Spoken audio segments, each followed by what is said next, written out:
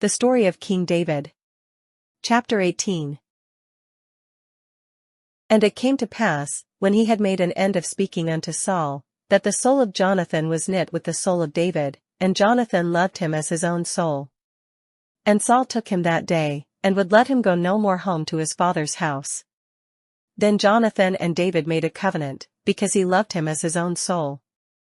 And Jonathan stripped himself of the robe that was upon him, and gave it to David, and his garments, even to his sword, and to his bow, and to his girdle.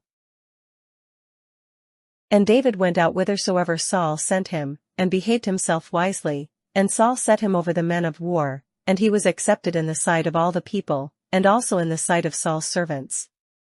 And it came to pass as they came, when David was returned from the slaughter of the Philistine, that the women came out of all cities of Israel, singing and dancing, to meet King Saul, with tabrets, with joy, and with instruments of music. And the women answered one another as they played, and said, Saul hath slain his thousands, and David his 10,000s.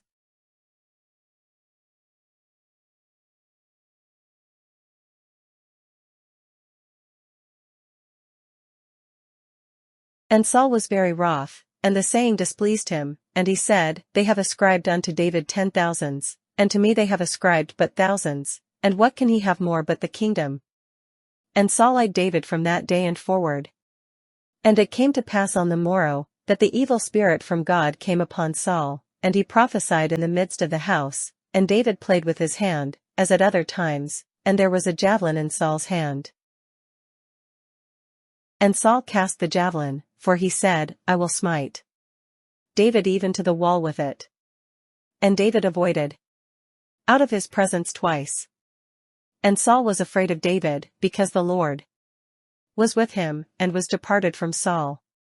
Therefore Saul removed him from him, and made him his captain over 1,000, and he went out and came in before the people. And David behaved himself wisely in all his ways. And the Lord was with him. Wherefore when Saul saw that he behaved himself very wisely, he was afraid of him. But all Israel and Judah loved David, because he went out and came in before them. And Saul said to David, Behold my elder daughter Merab, her will I give thee to wife, only be thou valiant for me, and fight the Lord's battles. For Saul said, Let not mine hand be upon him, but let the hand of the Philistines be upon him. And David said unto Saul, Who am I? And what is my life, or my father's family in Israel, that I should be son-in-law to the king? But it came to pass at the time when Merab Saul's daughter should have been given to David, that she was given unto Adriel the Meholathite to wife. And Michal Saul's daughter loved David, and they told Saul, and the thing pleased him. And Saul said, I will give him her, that she may be a snare to him, and that the hand of the Philistines may be against him.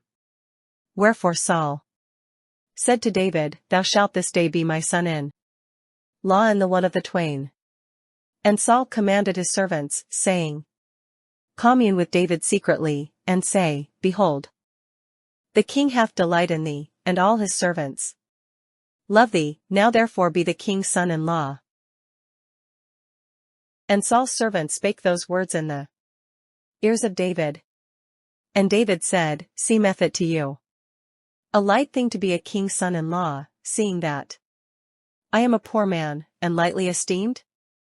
And the servants of Saul told him, saying, On this manner spake David.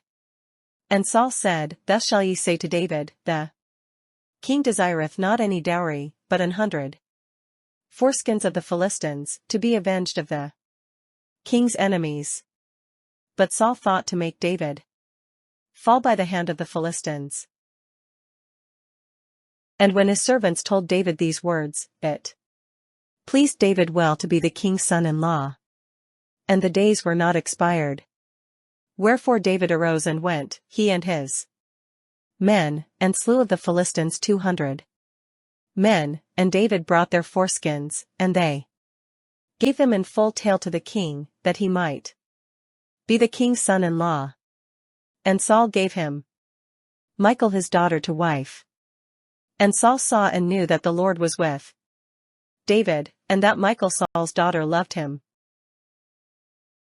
And Saul was yet the more afraid of David, and Saul became David's enemy continually.